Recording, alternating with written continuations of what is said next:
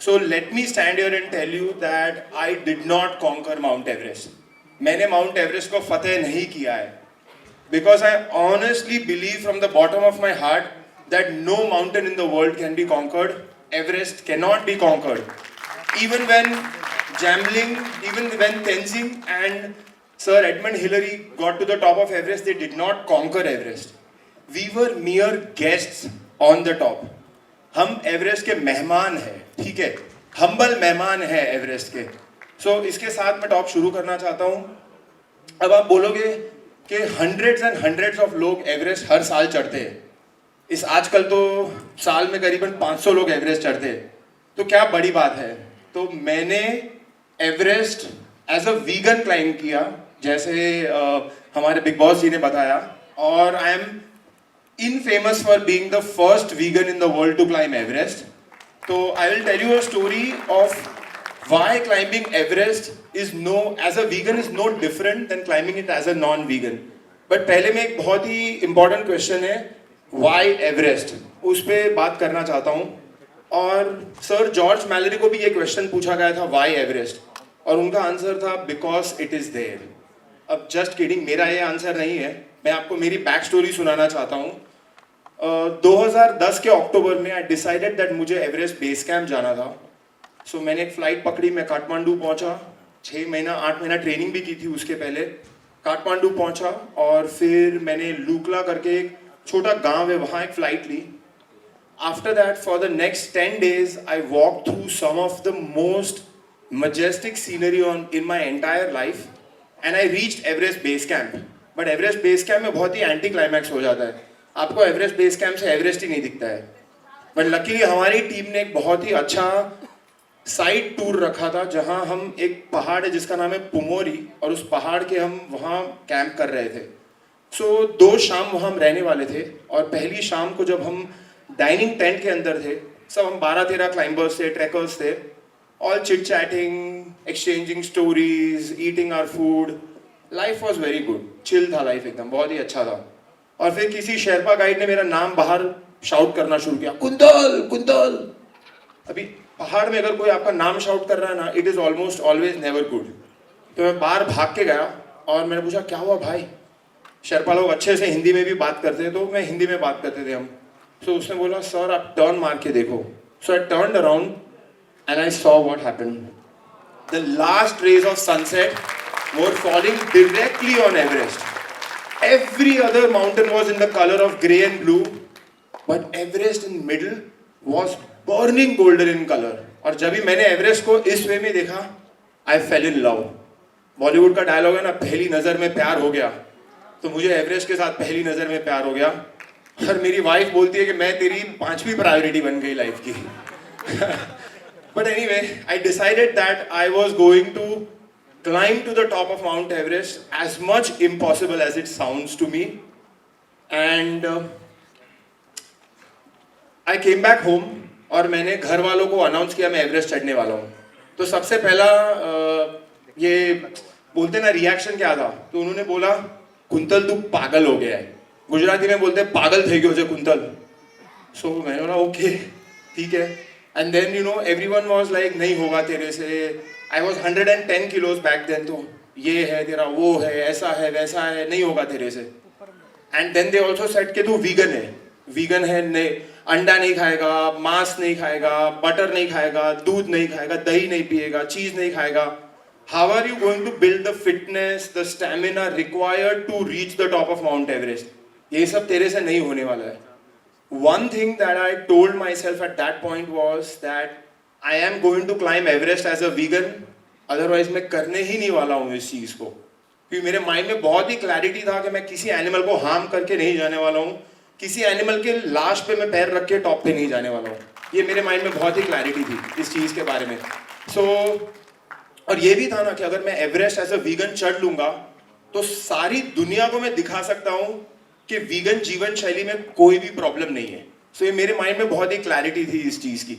पर अभी आप मुझे पूछोगे भाई वीगन क्यों बने, तो 2001 में I was a vegetarian. I have been always a vegetarian, क्योंकि मैं वेजिटेरियन फैमिली में पैदा हुआ हूँ.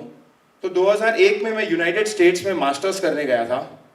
वहाँ मेरे एक रूममेट ने मुझे डेयरी इंडस्ट्री और लेदर इंडस्ट्री और एग इंडस्ट्री के बारे में काफ़ी कुछ बताया। जैसे ही मैंने रिसर्च करना शुरू किया तो मुझे आइडिया आ गया कि एक चिकन के पीस, एक दूध के ग्लास, एक चीज़ के ब्लॉक, एक लेदर बेल्ट, एक वुलन स्वेटर और एक फेदर जैकेट के बीच में कोई फर्क नहीं है। They are all the same. They come from abused and slaughtered and exploited animals. और मेरे लिए एनिमल्स हम जैसे हैं। हम कैसे पेन फील करते हैं, हम कैसे लव करते हैं, हम कैसे इमोशंस फील करते हैं, एनिमल्स भी वैसे ही इमोशंस फील करते हैं। तो मुझे किसी भी एनिमल को हार्म नहीं करना था। इस रीजन से मैंने डिसाइड किया 2002 में कि मैं वीगन बनूंगा। पिछले 21 साल से मैं वीगन हूं अभी। पर जब भी मैं घर आया और मैंने मम्मी पापा को बताया एवरेस्ट चढ़ने वाला हूँ, ये सब हो गया, उसके बाद रियलाइज किया, मैंने उसी एक्सपीडिशन में मेरे एक्सपीडिशन लीडर से पूछा था what is the secret behind climbing Mount Everest. और उसका आंसर था, Kuntal, if you want to climb to the top of the world you need a top of the world body and you need a top of the world mind. और मेरे पास ना top of the world mind था या not top of the world body था।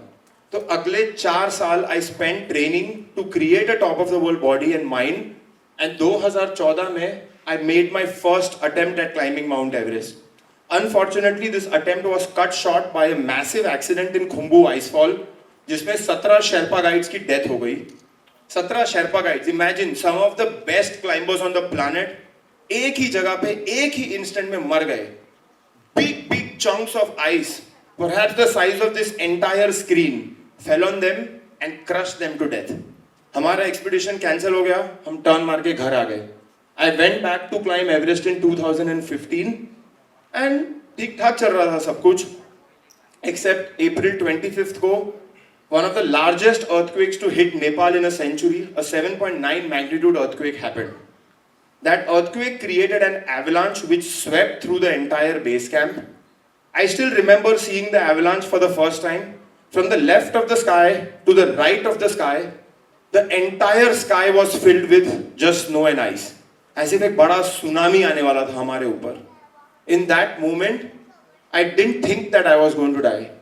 I was very sure that I was going to die. But to, standing here and being alive, उस दिन 21 लोग मरे और 100 से ज़्यादा लोग इंजर्ड थे।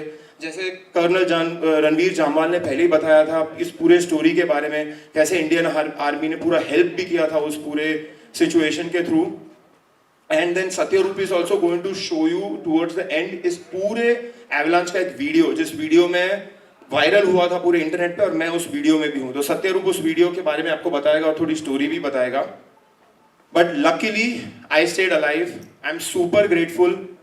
मुझे लगता है कि मेरी लाइफ उस दिन के बाद पूरी बोनस है।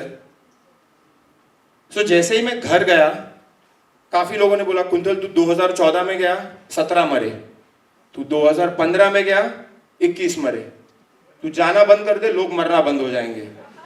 ये आपको जोक लगता है, पर कभी जिसका कोई ड्रीम या पैशन होता है और वो चढ़ रहा है और ये सब कर रहा है ना, उसके लिए बातें बहुत ही चुभती है। But anyways I didn't have like कोई चिप ऑन द शोल्डर और एनीथिंग कि मुझे किसी को कुछ प्रूव करना था। ये मेरा ड्रीम था, ये मेरी जर्नी थी, और अगर मैंने गिव अप किया तो रिग्रेट्स भी पूरे लाइफ मेरी रहने वाली थी, लॉस भी मेरा ये होने वाला था। I decided that this is my baby, this is my dream. मैं गिव अप नहीं करने वाला हूँ। मैं 2016 में वापस जाऊंगा तीसरी बार। एंड मैं गया। एवरेस्ट को चढ़ने में करीबन 65 डेज लगते हैं। मैं डिटेल में नहीं जाने वाला हूँ, बट ऑलमोस्ट सारे स्टेजेस फिनिश हो गए क्लाइंबिंग पे। और 19th May 2016 को around 9:30 in the morning I was standing on the very top of Mount Everest. -40 degree Celsius जितना था, आई थिंक मे बी -35 था। आई थिंक उस दिन बहुत ही अच्छा दिन था, बिकॉज जैमी सर ने भी उसी दिन समिट किया था। कर्नल रणवीर जामवाल पास हो रहे थे और मैं समिट की तरफ जा रहा था। तो हम दोनों ने एक दूसरे को क्रिस क्रॉस किया था उस दिन। आई स्टिल रिमेंबर थोड़ी विंड भी बढ़ गई थी जब भी मैं पहुंच रहा था टॉप पे, और आंखों में से आंसू निकल रहे थे, पर वो आंसू फ्रीज हो जा रहे थे। बट मेरे हिसाब से when I climbed in 2016 I was wearing this red colour jacket. Unfortunately this jacket was made from dead animals, और ऐसे मारते हैं वो एनिमल्स को। जो बतख होते हैं ना, उनको लेते हैं और उनकी मुंडी तोड़ देते हैं, स्ट्रेट मर गया। उसके पूरे फेदर्स खींच लेते और उससे वो जैकेट बनाते। वो जैकेट हम माउंटेनियर्स पहनते और एवरेस्ट के टॉप पे पहुंचते। तो एवरेस्ट के टॉप पे तो पहुंचा, पर उस बतख की लाश के पैर रख के मैं एवरेस्ट के टॉप पे पहुंचा, और उस चीज ने मेरी पूरी जमीर को मार दिया। उसके बाद मुझे 50 टॉप में इनवाइट किया गया और बोलते थे Kuntal Joisher, the first vegan in the world, the first compassionate person in the world to climb Everest. पर जमीर के अंदर खटकता था, साला मैंने कैसे क्लाइम किया एवरेस्ट यार। एक मरे हुए एनिमल को अपने बॉडी पे पहना और एवरेस्ट पे चढ़ गया, अपने पूरे एथिक्स और वैल्यूज को कॉम्प्रोमाइज करके। पर मैंने डिसाइड किया कि मैं गिव अप नहीं करने वाला हूँ, और मैंने सर्च शुरू की कि मुझे कोई एनिमल फ्री जैकेट बना के दे। एक कंपनी है सेव द डक, जो इटालियन कंपनी है, उन्होंने मेरे लिए जैकेट बना के दिया जो 100% एनिमल फ्री जैकेट है। इस जैकेट में कोई फेदर यूज नहीं किया गया, कुछ भी नहीं यूज किया गया है। One of the first ever animal free jackets of the planet, and currently the only animal free jacket on the planet which can reach the top of Mount Everest. तो इस जैकेट को पहन के मैंने decide किया कि मैं test करूंगा, और मैंने जाके लोटसे करके एक माउंटेन है जो एवरेस्ट का सिस्टर माउंटेन है, वो 2018 में सबमिट किया। और अभी भी मुझे याद है, मैं चीफ डिजाइनर के साथ बात कर रहा था, मेरी सबसे बड़ी कंप्लेन थी कि ये जैकेट बहुत ज्यादा गर्म है, मुझे उल्टे का अंदर पसीना हो रहा है, आप प्लीज थोड़ा जैकेट में कम इंसुलेशन डालो। सो उन्होंने मेरे लिए नया जैकेट बनाया, मुझे भेजा नया जैकेट। मैं वो जैकेट लेके एवरेस्ट पे वापस पहुंचा 2019 में। दिस टाइम मैं चाइना साइड से गया, और मैंने चाइना साइड से वापस, डिटेल में नहीं जाने वाला हूँ, बट 45 डेज के बाद May 23 को around 5:30 in the morning I stood on the top of Mount Everest wearing an animal free jacket, and honestly speaking this is when I truly achieved my biggest dream of my life, because इस jacket को जब भी पहन के मैं top पे पहुंचा तो मुझे मन में वो हुआ, आज पहुंच गया without any animals having to suffer or die for my dream to come true, honestly speaking। तो ये था। बट जब भी मैं एवरेस्ट चढ़ रहा था, काफी लोग मुझे पूछते हैं कुंतल तुम एवरेस्ट के टॉप पे पहुंचे, कैसा फील हो रहा था, क्या हो रहा था, किसके बारे में पहले सोचा, क्या सब सोच रहे थे। तो आई विल टेल यू, आपको अगर कभी लाइफ में फर्स्ट रैंक आई है या आपको फर्स्ट पे चेक मिलता है, तो आप किसके बारे में सोचते हो, कि बोलो? गॉड के बारे में सोचते हो, और राइट, पेरेंट्स, गॉड, जो जैसे आप जिस जैसे आपको देखना है। मैं जब भी टॉप पे पहुंचा तभी मैंने अपने पापा के बारे में पहले सोचा, और थोड़ा एक बैक स्टोरी देना चाहता हूं अपने पापा के बारे में। 2001 में मेरे पापा को एक डिजीज हो गई जिसका नाम है डिमेंशिया। 2006 तक मेरे पापा भूल गए थे कि मैं उनका बेटा था। 2010 तक मेरे पापा टोटली हमारे पे डिपेंडेंट थे। उनको एक बेड पे सुला के एक 6 महीने के बेबी की तरह हमने ट्रीट करना पड़ा था। उनको खाना खिलाना, उनको नहलाना, उनको सुलाना, उनको क्लीन करना, सब कुछ 10 साल, 2010 से 2019 तक हमने हमारे पापा को ऐसे किया है। तो जब भी मैं टॉप पे पहुंचा तो सबसे पहले पापा की याद आई, और डिसाइड किया कि पापा को फ़ोन करूंगा। सैटेलाइट फ़ोन था मेरे पास, तो सैटेलाइट फ़ोन से पापा को फ़ोन किया, और वाइफ ने फ़ोन उठाया और पापा के बाजू में रखा, तो मैंने जोर से चिल्लाया, I am on top of the world. और फिर सामने से वाइफ पूछ रही है, क्या बोल रहे हो, क्या बोल रहे हो, सुना ही नहीं दे रहा है।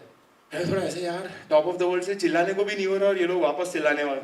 सो वापस मैंने चिल्लाया और उनको सुनाई दिया।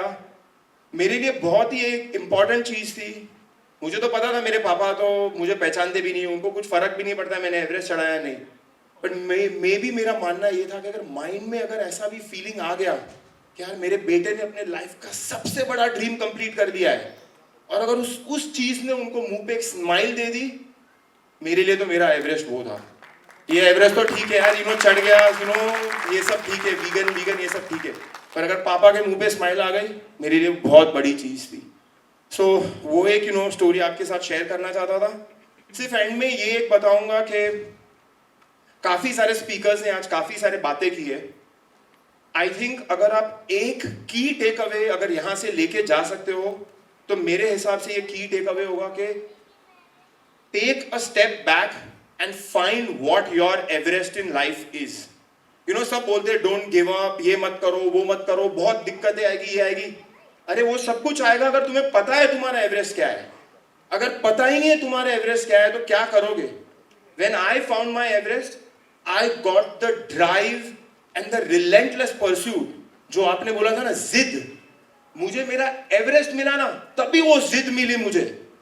I can assure you, आप सबको अगर अपना एवरेस्ट मिल गया ना, वो जिद आप सब में आ जाएगी. So please find and climb your own Everest. Thank you so much.